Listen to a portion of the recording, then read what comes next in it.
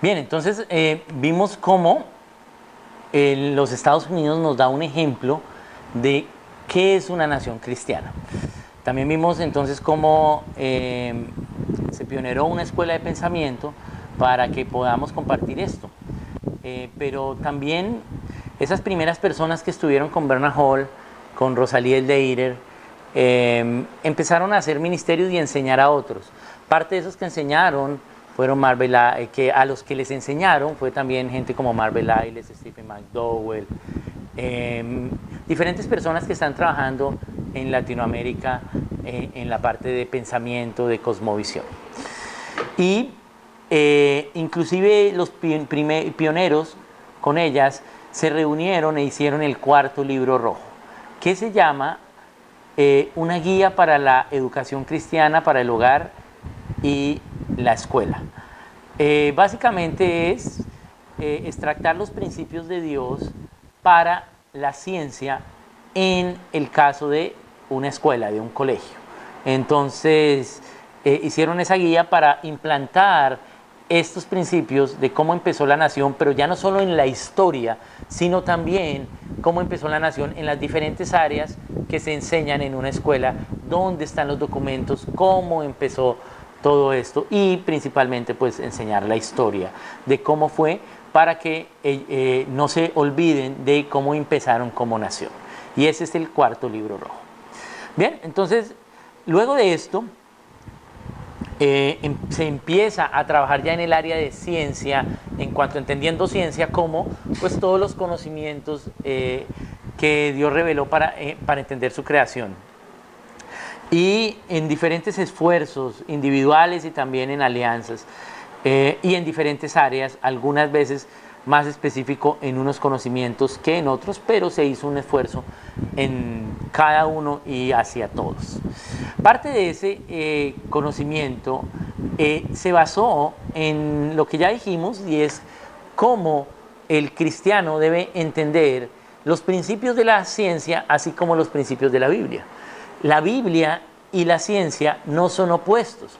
Nos enseñaron que eran opuestos porque cuando dejamos las partes de la nación por el dogma de la creación, entonces dejamos la educación para que los educadores humanistas paganos hicieran los currículos, y eso fue lo que nos enseñaron. Por eso todos nosotros en Latinoamérica hemos sido enseñados bajo humanismo. La diferencia está en qué grado de un socialismo se ve en cada uno de nosotros, de humanismo se ve también en cada uno de nosotros. Esa es la diferencia, pero fuimos educados así. No nos contaron la historia como es, y mucho menos, ¿sí? Entendimos o ni nos enseñaron la historia correcta y qué era lo que Dios estaba haciendo. Entonces, la Biblia no es opuesta a la ciencia, ni la ciencia es opuesta a la Biblia, porque ambos son creación de Dios. La ciencia entendiéndola como todos los conocimientos. Ambos son creación de Dios. No se oponen. Si son hechas por el mismo autor, pues no se pueden contradecir. Lo que son es complemento. Pero tenemos que tener claro que la Biblia no es un libro científico. La Biblia es un libro de historia. Es la palabra de Dios, inspirada por el Espíritu Santo, pero nos cuenta la historia. Pero da acá los principios para las ciencias. Acá están todos los principios para la ciencia. Pero la Biblia habla información, mucha información. La creación habla mucha información, pero hay información que tanto está en la Biblia como está en la ciencia. Ya ahora vamos a saber para qué fuimos a la clase de conjuntos en aritmética de primer grado, para entender el concepto de cómo Dios revela la verdad. Tenemos un conjunto que es el conjunto creación, donde hay información de la verdad y donde es la revelación general para toda la humanidad. Yo a través de la creación, si la razono, puedo dar cuenta de los atributos invisibles de Dios. Pero también tenemos otro conjunto que es el conjunto la palabra viva que es Cristo, y la palabra escrita que es la Biblia. En el conjunto de la palabra, la Biblia, hay información. Pero hay información que en la Biblia habla de la creación, ¿sí? Y hay información que solo está en la Biblia y no está en la creación. Entonces, tanto en la creación como en la Biblia hay información conjunta que ambas tienen, que ambas comparten. Pero también hay información de cada una. La creación tiene una información única que no está en la Biblia y la Biblia tiene información única que no está en la creación. Por ejemplo, la creación no nos habla del planeta Saturno, pero el planeta Saturno no está en la Biblia. Entonces, la información respecto al planeta Saturno pertenece al conjunto de la creación. Pero Saturno existe, y si yo quiero saber el logos, el orden de Saturno, ¿sí?, tengo que ir a la revelación de la creación de Dios y razonar el orden de la astronomía y entonces saber cómo funciona Saturno. Pero la Biblia tiene información de la salvación, pero la creación no me habla de la salvación. Entonces, esta información solo pertenece al conjunto Biblia. Pero la información que tanto habla la Biblia como habla la creación sería la intersección de esos dos conjuntos. Esa intersección, esa información en ella no se debe contradecir, ni tampoco la información que es única en la creación va a contradecirse con la información de la Biblia, aunque la información de la creación solo me va a dar cuenta de los atributos invisibles de Dios, pero no voy a tener una información total de Dios como lo es en la Biblia, porque la creación es una revelación particular para toda la humanidad, pero la Biblia es una revelación particular para cada individuo. Podríamos decir entonces que la creación es una revelación para toda la gente, una revelación general para todos, y la Biblia es una revelación individual para aquel individuo que cree y que, como yo, que creemos en Cristo como Señor y Salvador. Entonces acá hay verdad. Esa intersección debe hablar lo mismo. La Biblia y la ciencia son complementarios, se complementan una a la otra, no se contradicen, no son opuestos.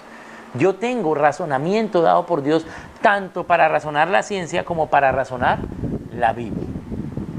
Entonces tengo una información. ¿Qué hago yo para saber el orden, el logos, la verdad de esa información? Tomo esa información y la llevo y la filtro por el registro de la naturaleza, por la creación. Y la misma información la llevo a la Biblia. Y luego interpreto. Interpreto esa información a la luz de la Biblia y a la luz de la creación. Formo una interpretación. La interpretación de una información a la luz de la Biblia, ¿sí?, se llama teología. La interpretación de una información a la luz de la creación se llama ciencia. Ambas son interpretaciones, pero no se pueden contradecir. Pero yo a veces veo que la ciencia dice algo y la Biblia dice otra cosa. Entonces, ¿cómo puedo decir que son complementarias? Porque lo que sí podemos hacer es tener errores en nuestra interpretación. Porque una vez el hombre peca, ¿sí?, tiene entenebrecido el entendimiento y ya no es tan fácil razonar. Por lo tanto, tengo que razonar bien la palabra como razonar bien la creación. Pero para razonar bien la palabra y la creación, debo ser justo, ¿sí? No tengo que quitarme mis supuestos, tanto no religiosos como religiosos, y razonar de una manera justa. Y voy a ver la evidencia de que tanto Dios es respaldado en la creación como en la Biblia. Por eso son complementarios, se complementan entre ellos. Además, la ciencia, ¿sí?, va a ser razonada, y la teología también. Pero yo puedo cometer errores en esa interpretación. Entonces los problemas no son con que la Biblia o la creación sean opuestas. El problema está en la interpretación que hemos hecho. Mirar si es más racional o no es más racional. O si hemos interpretado no con razonamiento, sino de una con doctrinas, ¿sí? O si hemos interpretado la ciencia no con razonamiento, sino con una doctrina sin Dios, con una doctrina atea. Bien, entonces debemos mirar cómo hemos interpretado, porque lo que sí sabemos es que no se pueden contradecir. Hay cosas que están en información en la Biblia que aún en la ciencia no las sabemos, ¿sí? Pero Dios va revelando poco a poco, porque donde abunda el pecado, sobreabunda la gracia. Y Dios va a ir revelando poco a poco. Pero lo que ya ha revelado no se puede contradecir. Entonces el problema no es con la Biblia, no con las palabras de la Biblia, el problema no es con los registros de la ciencia. El problema es con la interpretación nuestra, tanto de las palabras de la Biblia como de los registros de la creación. Las palabras de la Biblia están escritas para ser interpretadas, examinadas, igual que la creación. Por eso dice en 1 Tesalonicenses 5:21, examinadlo todo, retened lo bueno. Eso es lo que debemos hacer, debemos razonar y ver que no se contradice. Tenemos entonces la Biblia como revelación, la creación como revelación, y ya lo hemos dicho, también la comunión como revelación. Pero la comunión es una revelación personal, ¿sí? Dios te dice cosas, debes estar seguro que sea Dios, pero te dice cosas. Aunque recibes verdad de allí, y es la que más vas a recibir constantemente, porque el Espíritu Santo te habla, y debemos ya no solo vivir por el Espíritu Santo, sino andar en el Espíritu, dice Gálatas 5:25. Ahora que vives por el Espíritu, anda en el Espíritu. Debemos consultarle todo al Espíritu Santo y Dios nos va a revelar, pero es una revelación personal. Entonces tenemos una revelación dual, la revelación de Dios, ¿sí?, en la creación y la revelación de Dios en la Biblia. Debo, para tener el razonamiento correcto, ¿sí?, la información llevarla a los dos registros. No quiere decir que de pronto la información esté en los dos, pero sí en la Biblia están los principios para todo, pero no toda la información. Acá están los principios para el deporte, pero no están los principios del fútbol, pero sí para el deporte. Acá están los principios para el transporte, pero no están los principios del carro, pero están acá los principios. Entonces, si quiero saber los principios del carro, tengo que ver acá los principios del transporte y en la creación, pues la historia que cómo Dios le reveló a Henry Ford el carro. ¿Ven? Entonces eso es lo que debemos hacer. Debemos usar ambas revelaciones. Pero se nos dijo, no, solo la Biblia, porque todo lo de la creación es del diablo, ¿sí? Pero no es que sea del diablo. Efectivamente se lo dimos al humanismo, se lo dimos al enemigo, pero ya lo estamos recuperando. Estamos recuperando el terreno que le hemos dado al enemigo. Pero recordemos que la guerra contra el enemigo no es una guerra de dos ejércitos iguales. Porque primero, la guerra que tiene Satanás no es contra Dios. Satanás no está peleando contra Dios. Satanás ya sabe su destino, ya supo y ya ha vivido las consecuencias de su desobediencia.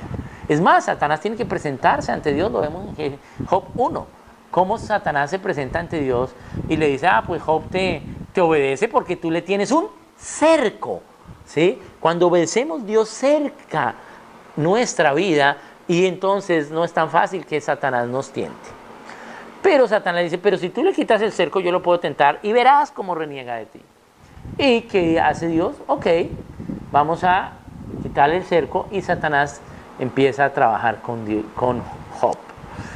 Y viene todo el libro de Job hasta que Job, hacia allá los capítulos 20, reniega de Dios. Y ahí es cuando Dios le dice, ¿dónde estabas tú cuando yo estaba creando el mundo? ¡Wow! Una afirmación muy difícil, muy profunda de Dios. Y Job responde, ya de oídas te había oído, ahora mis ojos te ven. Entonces ahora Job tiene claro quién es Dios. Y luego por eso Dios restablece a Job. Y ese es el libro de Job. Pero vemos que la lucha no es de Satanás contra Dios, porque dice en Efesios, nuestra lucha no es contra carne ni sangre. Nuestra lucha no es contra carne ni sangre. Yo a veces veo que mi esposa o mis hermanos son de carne y sangre y entonces no debo pelear con ellos, porque son de carne y sangre. Pero nuestra lucha no es contra carne y sangre. Nuestra lucha es contra principados, potestades, huestes espirituales en las regiones celestes. Nuestra lucha es contra Satanás. La guerra es de nosotros contra el enemigo que es Satanás. Pero, ¿sí?, Satanás, para quitar la luz tiene que poner muchas tinieblas. Tiene que hacer muchas batallas, usar mucho ejército. Pero nosotros, para quitar las tinieblas, basta con un poquito de luz. Entonces no es una batalla ejército contra ejército de igual poder. Nosotros tenemos más poder. Por eso, cada pequeño comienzo es el que hace que venzamos las tinieblas. Cada pequeño avance. Por eso Dios quiere es que tú tengas claro para qué fuiste creado y puedas asumir ese llamado ministerialmente, sirviendo en la extensión del reino de Dios. Cuando servimos en la extensión del reino de Dios, conocemos más a Dios. Dios ya te dio los dones. Puedes pedir más dones. Te dio los talentos. Te dio posibilidades de generar habilidades. Te está capacitando. Este video es parte de eso. Y Él quiere que tú le obedezcas a su llamado. Que tú empieces a enseñar a otros. Eso es misión. Que tú seas parte de la gran comisión. Que tú voluntariamente desde tu tiempo para la extensión del reino. Eso es lo que tú quieres, lo que Dios quiere, que tú hagas. Y entonces, cuando empecemos a hacer eso, vamos a conocer más a Dios. ¿Por qué? Porque vamos a conocer a Dios en la Biblia, pero también a Dios en la creación, a Dios en la escuela, a Dios en la universidad, a Dios en la clase de geografía, en la clase de aritmética, en la clase de geología. En todos los conocimientos yo voy a razonar y encontrar a Dios. Porque un poco de ciencia aleja de Dios, pero mucha ciencia retorna de nuevo a Él. Esa es una frase de nuestro hermano Louis Pasteur. Gracias a Dios por la vida de Louis Pasteur, porque te obedeció. Él fue un científico cristiano. Y él dice, claro, cuando empezamos a razonar los conocimientos de Dios, me alejo un poco de Dios. ¿Por qué? Porque aún no tengo todo el logos, no tengo todo el orden. Pero cuando profundizo, vuelvo de nuevo a Él. Dios, a través de Pasteur, le reveló al ser humano 3 conocimientos. Pasteur era un químico muy brillante, francés, director del Laboratorio Nacional de Francia de Química. Y un día, él estaba en el laboratorio que queda frente al río en París y ve que el agua del río estaba roja. ¿Qué pasa cuando tú ves el agua del río roja? Sales a mirarlo. Entonces Pasteur sale y ve que es un barco pequeño el cual está destilando, está botando un líquido rojo. ¿Qué piensas tú? Sangre, muertos. Pero no. Resulta que ¿sí? Las personas del barco llegan ahí al puerto y comparten qué es lo que están haciendo. Y básicamente eran unos muchachos que venían de Holanda y que habían leído las crónicas de los moravos. ¿Quiénes son los moravos? ¿Quiénes fueron? Los moravos fueron unos jóvenes que vivían en Moravia, que entendieron que tenían que predicar el evangelio y discipular las naciones. ¿Y cómo lo iban a hacer? No tenían medios, no tenían recursos. Se vendieron como esclavos para ir a otras naciones a predicar el evangelio a otras personas y a discipular naciones. Vinieron a las Antillas, a lo que hoy es Surinam, parte del Mediterráneo, parte del África. Y escribieron sus crónicas. Estos muchachos holandeses leyeron esas crónicas y entendieron que ellos también tenían que hacer la misión de Dios. Y la misión que Dios les dio era llevar alimento al hambriento, y en África había hambruna. Entonces ellos se dispusieron a llevar alimento. Fueron a la cosecha de tomate en París para recoger tomate y comprar tomate. Compraron 17 toneladas de tomate que subieron al barco. Pero el tomate es una fruta que se daña muy rápido, se estropea muy rápido. Y entonces, pues, iba a destilar el jugo de tomate al río. Y ellos le dicen a Pasteur, pues compramos 17 toneladas de tomate para que lleguen 4 a África. Y ahí en ese momento es que Dios le habla a la conciencia de Pasteur, Pasteur siendo creyente, y le dice, esa es la razón por la cual te hice químico, esa es la razón por la cual te creé.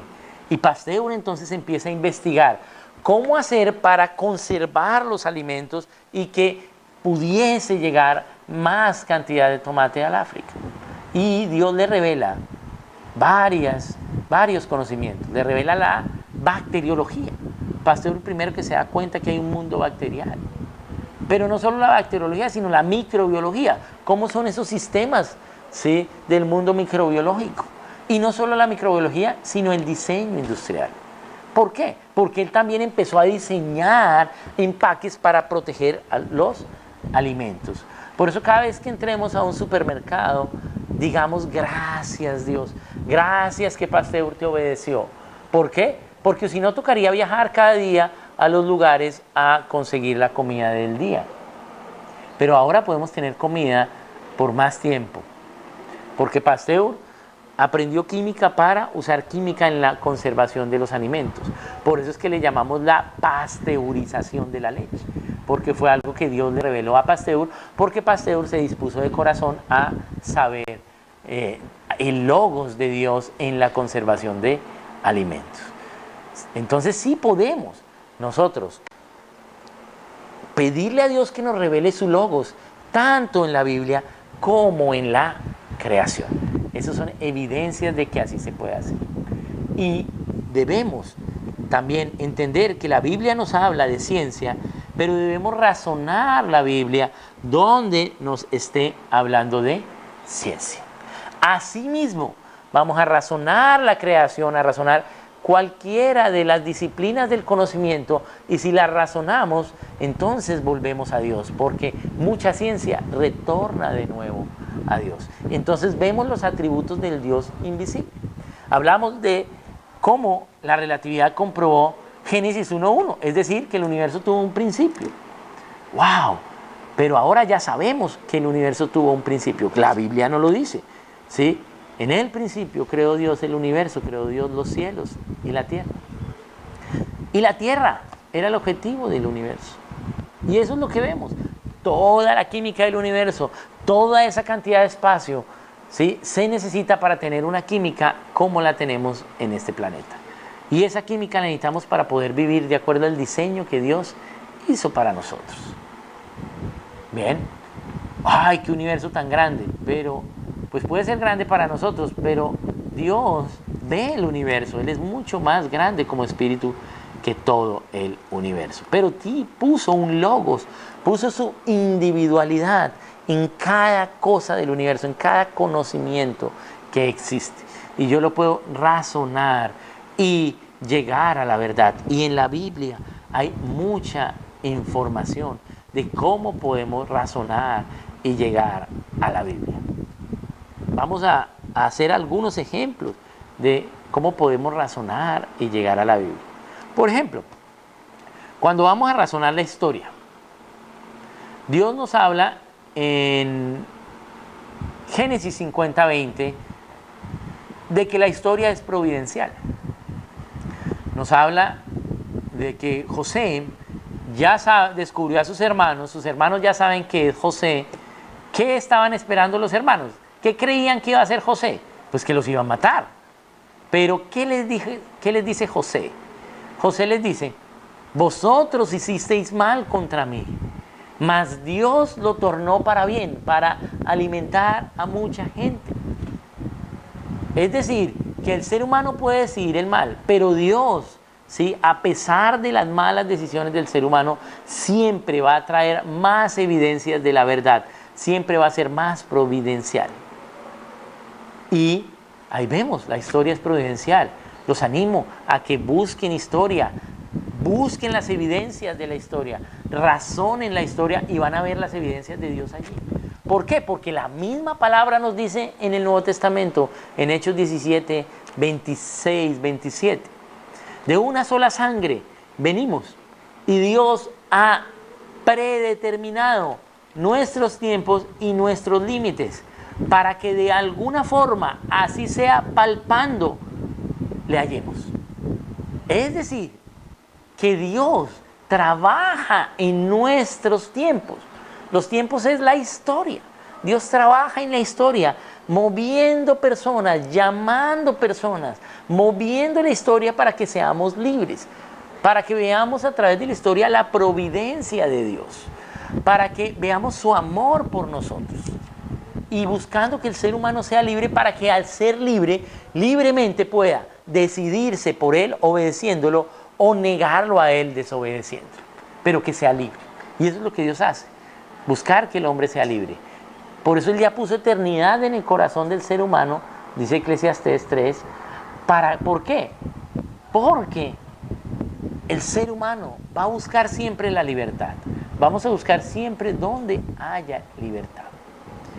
Dios ha determinado nuestros tiempos. No quiere decir que él ya determine toda la historia que pasó. No. Somos libres para decidir, pero asumimos las consecuencias. Pero Dios, independientemente de nuestras decisiones, gobierna y sobregobierna. Sobregobierna llamando personas de la historia, ¿sí? Llamando personas para que obedezcan sus llamados. Jesús es claro en la Biblia cómo quería que Judas no pecara, que Judas fuera salvo. Si Judas hubiera seguido a Cristo, otro lo iría a traicionar, ¿sí? Pero Jesús se esforzó. Hay un muy buen libro de este tema que se llama Pastor, ¿por qué Judas?, del hermano Dean Harvey. Y explica muy bien este hecho. Pero Dios es providencial con cada ser humano. Llama a personas para que ejerzan su llamado, y ese llamado va a servir para dar libertad a otros y a otros y a otros. Dios quiere que cada persona sea libre y que ninguno se pierda. También predetermina nuestros límites. Nuestros límites son nuestros lugares. Nos da una geografía a las naciones. Esa geografía ya estaba, ese terreno ya estaba antes de que Él pusiera las naciones. Los minerales de una nación ya estaban antes de que Él pusiera la nación allí. Es más, estaban inclusive otras naciones y ahora hay unas nuevas naciones. O ahora hay unas naciones que en esas tierras de antes habían otras y así. Pero Dios ya había diseñado esa geografía desde tiempo antes. Entonces vemos cómo Dios determina, ¿sí?, las cosas para revelarse providencialmente, para revelar cómo nos cuida. Y cuando nosotros razonamos la revelación de Dios, ¿sí?, y entendemos su providencia, estamos agradecidos con Él. Pero también razonamos el logos de Dios, la revelación de Dios, ya sea en la Biblia o en la creación. Entendemos su orden, pero no lo hemos decidido en nuestra vida o en nuestra nación. Entonces nuestra respuesta es la gran comisión. Ahora tenemos una misión de restablecer lo que no está de acuerdo al orden de Dios en mi nación y para las generaciones venideras. Para ello, entonces debo entender el logos de las naciones. Y el logos de las naciones y de todo lo que existe es el Evangelio del Reino. Tú eres parte del Evangelio del Reino. Yo soy parte. Todos nosotros somos parte. ¿Responderás a su llamado?